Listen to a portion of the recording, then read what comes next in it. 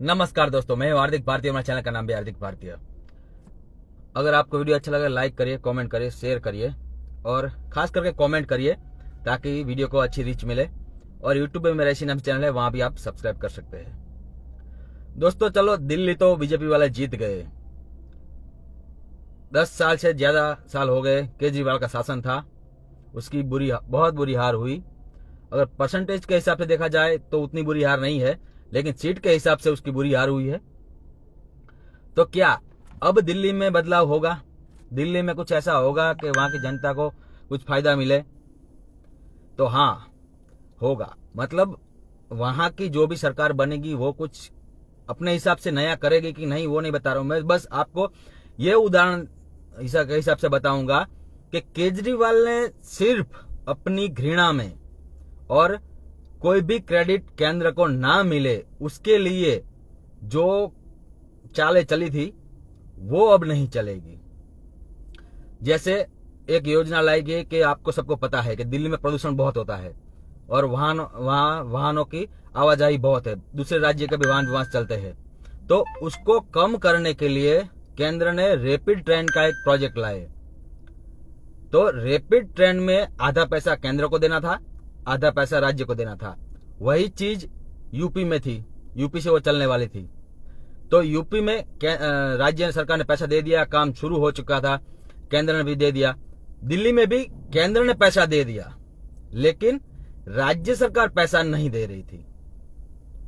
मतलब जो आदमी बार बार बोलता है कि हम ट्रैफिक कम करेंगे, ट्रैफिक के लिए ऑड इवन चलाएंगे, ये करेंगे वो करेंगे, उसी जनता के फायदे के लिए रैपिड ट्रेन चल रही थी। तो उसका सब कुछ बनाने के लिए जो पैसे देने थे वो पैसे नहीं दे रहे थे राज्य सरकार। तो उसके लिए केंद्र सरकार को कोर्ट में जाना पड़ा, और कोर्ट में जब गए तो कोर्ट में केस चला तो दिल्ली सरकार के वकील ने वहां ऐसी बात रखी कि हमारे पास पैसा नहीं है देने के लिए। बताइए, ये बार बार बाहर कहते हैं कि देखिए हम अब सबको फ्री में दे रहे हैं, फिर भी हम फायदे में है। लेकिन जब जनता के लिए फायदे का काम करना था तब वो कोर्ट में कह रहे थे कि हमारे पास पैसा नहीं है देने के लिए। आप मेरी बात सच मत मानिए, गूगल करके चेक करिएगा। जिसको पता नहीं उसको तो ऐसा लगेगा मैं झूठ बोल रहा हूं, पर एक बार गूगल करके चेक करिएगा। फिर बार बार उसको जज की तरफ से वार्निंग दी गई, कोर्ट में वार्निंग दी गई बार बार। एक बार वार्निंग दी गई, दोबारा दी गई, लेकिन फिर भी इन लोगों ने पैसा नहीं दिया। तब जब तीसरी बार ऐसा जज के सामने कहा गया, तब जज ने कहा कि तुम्हारे पास 550 करोड़ रुपया सिर्फ 70 की में दिल्ली के बजट के लिए है, प्रचार के बजट के लिए है, मीडिया प्रचार के लिए, और तो तुम्हारे जनता की भलाई के लिए पैसा देना है, तो उसको तुम्हारे पास पैसा नहीं है। अगर तुमने पैसा नहीं दिया तो मैं तुम्हारे मीडिया बजट में से कटौती करवा के ये पैसा उसमें दे दूंगा। जज ने ऐसा कहा कि तुम बार बार हमारी बात को नहीं मान रहे हो, अगर तुमने पैसा नहीं दिया तो तुम्हारा मीडिया बजट है उसमें से काट के पैसा दे दिया जाएगा उसको। मतलब पूरा गुस्सा होकर बोला। तब जाके थोड़ा बहुत पैसा दिया गया, उसने शायद पूरा तो नहीं दिया होगा। उसके बाद केस मैंने देखा नहीं, लेकिन तब तक इस बात तक आया। मतलब जब ये आदमी इतना घृणित है कि अगर केंद्र के साथ मिलकर वो योजना सफल होती है तो फिर वहां मोदी का भी नाम आएगा। जनता को भले फायदा हो जाएगा, लेकिन मोदी का नाम आएगा, थोड़ा सा मेरा वोट खिसक जाएगा मोदी के साइड। तो ये आदमी इतना घृणित है कि अपने सिर्फ अपने फायदे के लिए जनता को भी परेशान कर रहा था। वहीं आयुष्मान योजना कार्ड वहां दिल्ली में लागू नहीं है। पूरा देश का लोग सब उसका फायदा उठा रहा है, लेकिन वो दिल्ली में लागू नहीं है। तो अब जो ये बीजेपी सरकार आएगी वो सीधा लागू कर देगी। तो सामान्य, मैं ऐसा नहीं बोल रहा हूं कि 100% लोगों को उसका फायदा होता होगा 100%, लेकिन उसमें से 50% लोगों को भी फायदा होगा ना, तो सामान्य जनता को तुरंत वो चीज दिखेगी कि देखो बीजेपी आने के बाद ये हो गया। भले बीजेपी ने कुछ बहुत बड़ा नया नहीं कर दिया है, वो सब राज्य में चल ही रहा है, बस उसको जो अब तक केजरीवाल ने रोक के रखा था उसको बहुत दे देना है जनता को, तो वो तुरंत चीज दिखेगी। ये रैपिड वाला भी काम फटाफट से अब हो जाएगा। वो ट्रेन तो अभी चालू भी हो गई है, लेकिन उसमें जो भी काम होगा पैसा तुरंत, मतलब समझिए कि अगर दोनों सरकार मिली हुई है तो ये जितना देना है उससे भी ज्यादा दे देंगे। करो भाई, बहुत बढ़िया करो, जनता के लिए फायदा हो जाएगा, तो और आगे काम चलेगा, फटाफट से हो जाएगा और बढ़िया से काम होगा। फिर इस आदमी ने अपनी घृणा में जो केंद्र की तरफ से किसानों को सब्सिडी किसी चीज में मिलती है वो सब्सिडी भी नहीं पहुंचने दी जनता के साथ। ये बात जब ये बार बार किसान की बात कर रहा था ना, तब अपने कृषि मंत्री उन्होंने बढ़िया से संसद में बताया था कि आप हमें ये बताइए कि आपने जो सब्सिडियां केंद्र के पास से मिलती है वो जनता को क्यों नहीं दी है, उसका जवाब दीजिए। तब ये पूरा हो हल्ला मचा रहे थे, जवाब नहीं दे रहे थे। तो अब जो जितनी भी चीजें इस आदमी ने रोक के रखी थी ना, बस बीजेपी को वही करना है, बस उसे जनता तक पहुंचा देना है। तो जनता को तुरंत लगेगा देखो हमें लाभ मिला।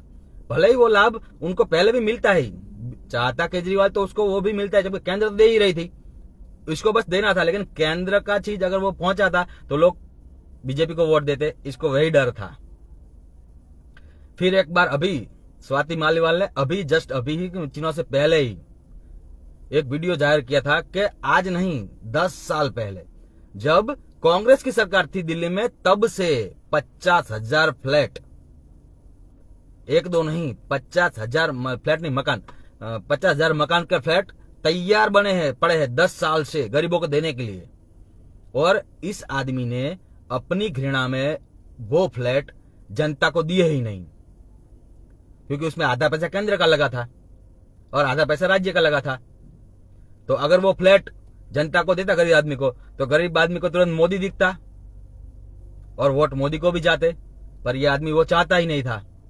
आप वीडियो देखे स्वाति माली, मैंने भी शेयर किया था, स्वाति मालीवाल में वीडियो बढ़िया से बना के डाला था कि 10 साल से फ्लैट पड़े खंडर हो गए, वहां सब घास मास उग गया, वो तो जो जगह पड़ी रहेगी वहां ऐसे होता ही है।